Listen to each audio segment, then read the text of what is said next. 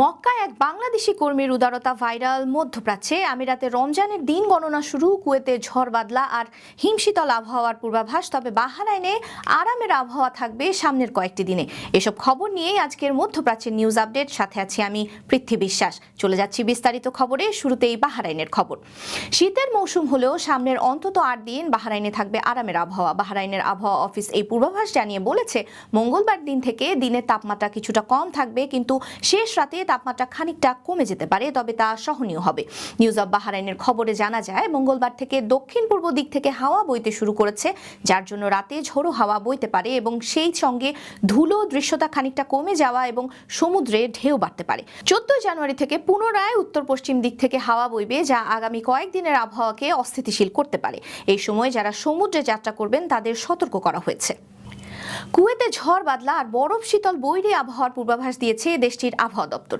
মঙ্গলবার থেকে শুক্রবার পর্যন্ত দেশটি ব্যাপক বৈরী আবহাওয়ার সম্মুখীন হবে। থেকে থেকে বৃষ্টি, ধুলোযুক্ত হাওয়া এবং এমনকি দুর্গম মরু অঞ্চলে বরফ জমার সম্ভাবনা রয়েছে। সমুদ্রে নিম্নচাপের কারণে আপেক্ষিকভাবে উষ্ণ এবং আর্দ্র বাতাস কুয়েতের দিকে আসছে, যার জন্য সকাল থেকে থেমে থেমে বৃষ্টি হবে এবং সেই সাথে মাঝে মাঝে ধুলোর ঝড়ও হতে পারে।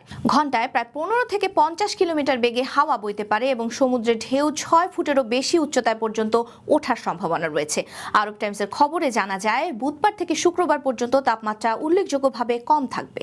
পবিত্র মক্কা শরীফে এক ঘটনায় মধ্যপ্রাচ্যে ভাইরাল হয়েছেন একজন বাংলাদেশি কর্মী। ভিডিওতে দেখা যায়, মক্কা শরীফে নামাজ আদায়ের জন্য একজন হাজি জায়নামাজ খুঁজছিলেন। ব্যাপারটি বুঝতে পেরে ওই বাংলাদেশি পরিচ্ছন্নতা কর্মী নিজের জায়নামাজটি সেই হাজির হাতে তুলে দেন। সেই মুহূর্তের ভিডিও ছড়িয়ে পড়ে নেট দুনিয়ায় আর তা দর্শকদের হৃদয় ছুঁয়ে যায়। বিশ্বজুড়ে নেটিজেনরা কর্মীটির আন্তরিকতা, বিনয় এবং সেবামূলক মানসিকতার প্রশংসা করেছেন। সাথে সম্মান বেড়েছে বাংলাদেশের। Saudi gazette, Al Arabiya, Gulf news সহ মধ্যপ্রাচ্যের প্রভাবশালী গণমাধ্যম এই নিয়ে সংবাদ করেছে।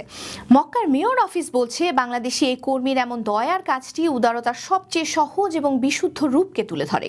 ঘটনাটি মক্কায় হাজিদের সেবায় নিয়োজিত কর্মীদের নীরব ও প্রায় অদৃশ্য থেকে যাওয়া অসংখ্য মানবিক কাজের একটি। ঘটনাটি নজরে আসে সৌদি কর্তৃপক্ষেরও। তার এই নিঃস্বার্থ এবং দয়ালু আচরণের জন্য মক্কা প্রশাসনের পক্ষ থেকে তাকে আনুষ্ঠানিকভাবে সম্মাননা দেওয়া হয়েছে। আমিরাতে শুরু হয়ে গেছে পবিত্র রমজানের দিন গণনা। দেশটিতে রমজান শুরু হতে পারে 18 ফেব্রুয়ারিতে। সেই হিসেবে রোজা আসতে বাকি আর মাত্র 34 দিন।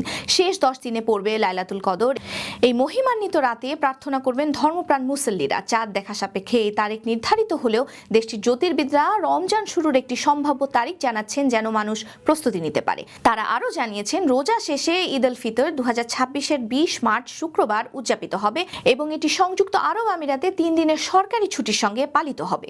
এই ছিল আজকের মধ্যপ্রাচ্যের নিউজ আপডেট। আল্লাহ হাফেজ।